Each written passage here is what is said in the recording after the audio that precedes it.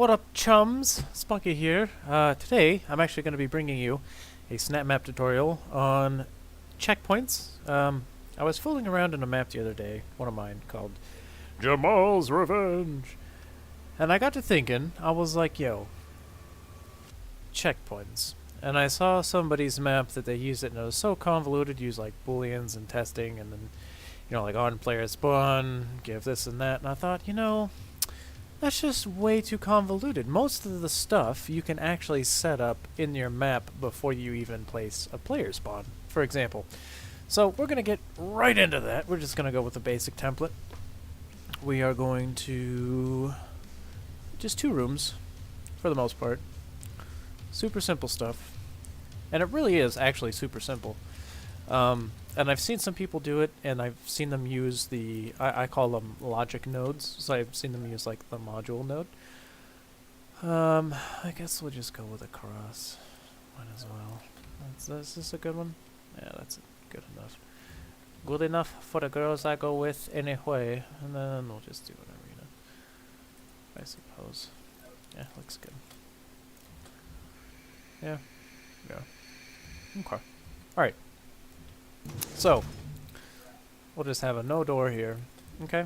Now, this is really easy. Your map is always going to have a player proxy. Okay? It's always going to have, like, what? 1, 2, 3, 4, 5 things. 6 things guaranteed right off the bat. For anybody wanting to do, like, actual setting up gameplay and parameters and stuff. So, like, you're always going to have gameplay settings, score settings, and map. Okay, map just controls everything on the map, so, you can have, like, that set up. Actually, we should make it look neat. I like to snap it to grids and stuff, because why not? Just put it, like, right. Nah, we'll go here. Good enough. Score settings, this just for the score. So these two, what you do, I just do them on map started. Good enough. And then set active. Now, some people actually don't know that are just getting started with Snapmap. Some of the maps I've seen where they actually sit there and they go here and they drag on map started, which you don't need to do. You can actually just do it with these nodes here, or these mini nodes. So you just need to have one on map started, set active, this and that, and then I like to have like a HUD settings, so we'll go ahead and put one down here. Okay, and we'll set that to active as well. You can change these. Top left, we'll do, I don't know, we'll just say top right is playtime, for example. Top left is score. Bottom, you can do like a custom, so you can have like, we'll say test, and then down below, whoops.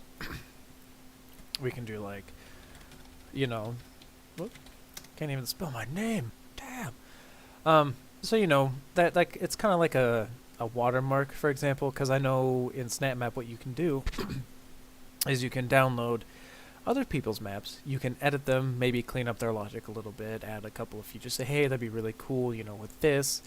It retains their name on it a little bit, but this is kind of like a watermark, so I mean, people can go in and they can change it, but if they don't know how to change the HUD settings, they can't just say, oh yeah, it's really cool and I made this and somebody else edited it type thing. Score settings, glory kill multiplier, I always change to 1. Gameplay settings, this is where it gets interesting. Allow health drops, you can do. I like to use alternate AI drop table. This for the AI loot drops will simulate campaign drops. This, anytime you glory kill without it, you don't get a health drop. Anytime you do glory kill with this enabled, then you do get a health drop anytime, so it doesn't matter. So it's just like that. You can allow revive for co-op. I don't like dropping weapons. Numbers and damage can just GTFO.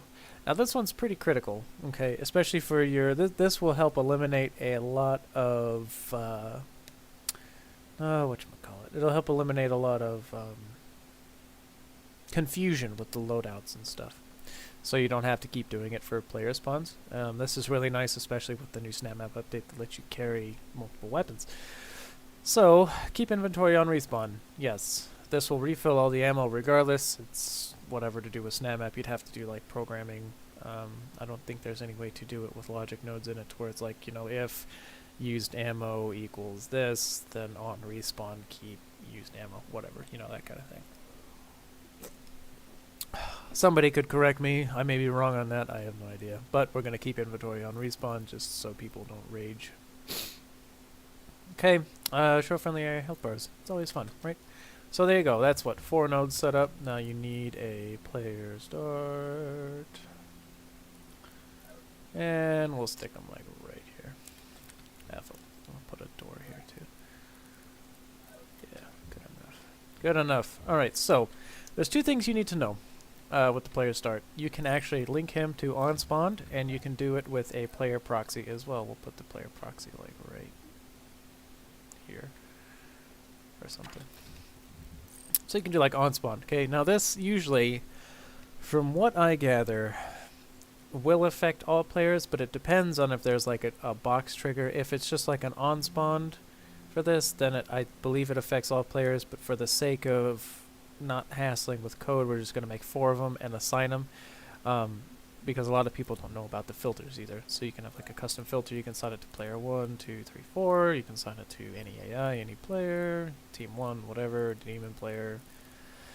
You can do anything. So I like to label my stuff, so we can enable him start for true player 1, custom filter player 1. So for co-op maps, you know, if you had this dude over here, you know, player 1 will always start here, player 2, 3, 4, whatever.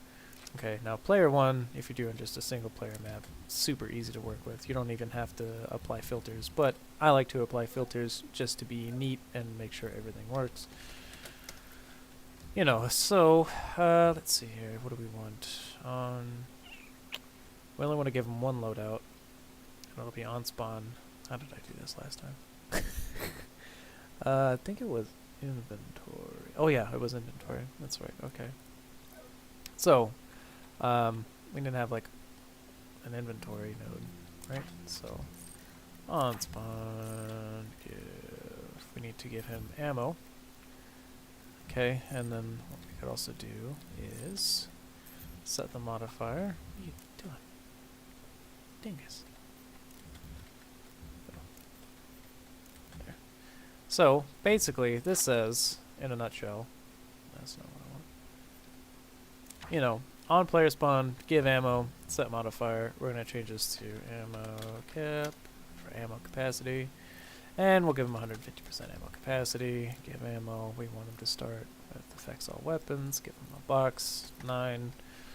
You know, start him with full ammo, whatever. So, this basically says, on player spawn, you know, ammo capacity, this, whatever. You know, set the ammo capacity to 150%, and then give him, you know, 9 boxes of ammo to fill him up. Otherwise, it would just give him 150% ammo capacity, but not fill him all the way up.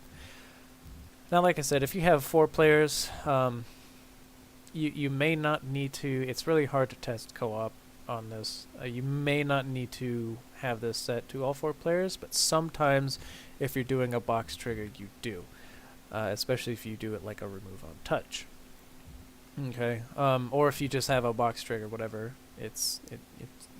It's better to just set everything up before you even start doing your map. Just makes it a lot neater that way.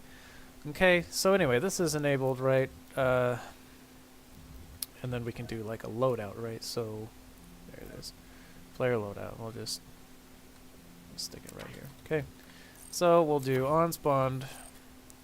Give loadout, right? What is our loadout? I don't know. Who knows? Satan is our loadout. So you can change it to any max number of weapons. We'll just hit 9. Combat shotguns, good, but we like explosive shot. We'll do micro missiles and a pistol, right? Okay, and we'll give him a grenade, because grenades are cool. So basically, what this says is on player 1 spawn, give loadout this. It'll set the max number of weapons they can carry, i.e. the weapon wheel, to 9. It will give them a grenade, and it will start them with our 3 weapons. So with this, you actually have to take into account, you know, you've got 9 weapon slots, max weapon slots. You've already used 3 of them for a pistol, assault rifle, micro missiles, and a combat shotgun with the explosive. So you can place 6 more weapons around your map. and they can be able to carry them all. Okay? Right then. So, I mean, that's essentially everything. Now, you can do, like, module nodes, too. I think they're, yeah, right here. So you can effectively have, like, this. But seeing as how, like, box triggers are really good for spawning demons and stuff where you want them, we're just going to have one of those anyway, and it saves time, because we like saving time. And you're going to have one, so it also saves on resources, right? So, we'll just have one right there. Why not?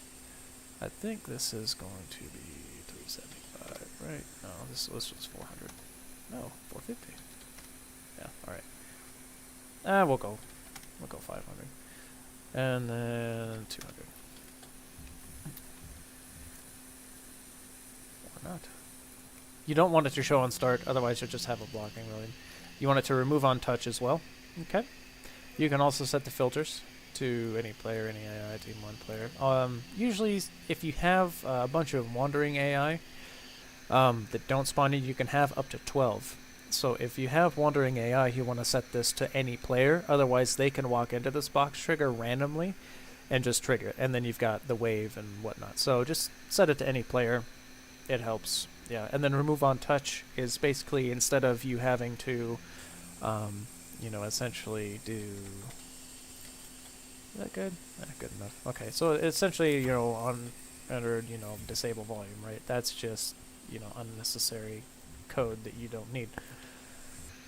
So just have remove on touch. That way when the player passes through it, it'll remove itself.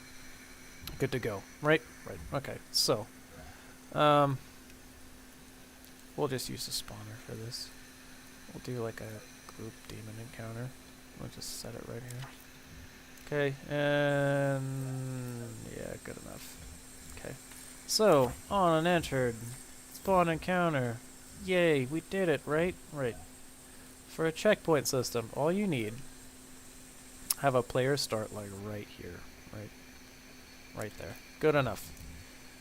Enable, false. Since we already have this, and we don't need to have the module node, which is what? Gameplay? Yeah, we don't need to have the module node. If, you know, essentially you could do this, right? You can have the module on player entered, you can enable player start and disable that other one. You could do that. But since, like I said, we already have this, we might as well just enable player start and then disable this one, right? And you effectively do that for, you know, if you had 4 of them, you just do that. And then you could also add a message to let the player know. You could say, hey, you know, we did you a solid. Oh, Snapmap's really laggy right now. We did you a solid. Show. And you could say checkpoint reached. Exclamation mark, because screaming. And you're done. That's all you need for a checkpoint system. That's it. Seriously, that, I mean, we could play it and you'd be good to go.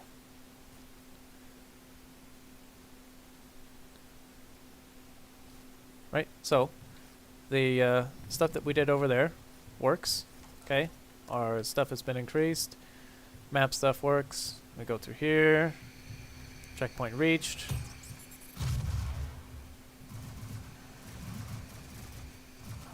We'll get killed. Boom.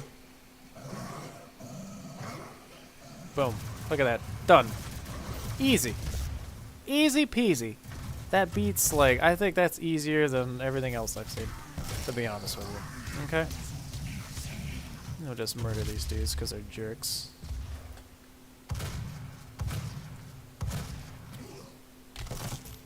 And that's all you need to do, right? That's it. You know, like I said, it's easier to do it if you have player blocking volumes, or not player blocking, sorry, box triggers, right? You know, because I like to have box triggers. You can even do it with, like, if you had a door here and on open, you did it. But it's really hard to do demon encounters with that, because anytime you open this door, that demon encounter is going to spawn. So then you're just like, well, whatever, right? So we can even get rid of the teleporter visual effect. And it just looks neater, too. So, I mean, you know, you could, even if you had, like, another node over here, or another module. You know, you just have a box trigger for your demon encounter, or, you know, if you wanted to have another checkpoint, you just put another box trigger there for your checkpoint. Or you could even do like a module node. It's really up to you. I just like box triggers because demon encounters. And yeah, you just enable the player start, disable that one, done. You can even, you know, if you do multiple people, you can have them assigned to whatever. So you can have like custom filter set to 1, you know, say player 1 check or CP, to give you a good idea of what that kind of looks like. I don't want to save the map. I'll show you Jamal's Revenge.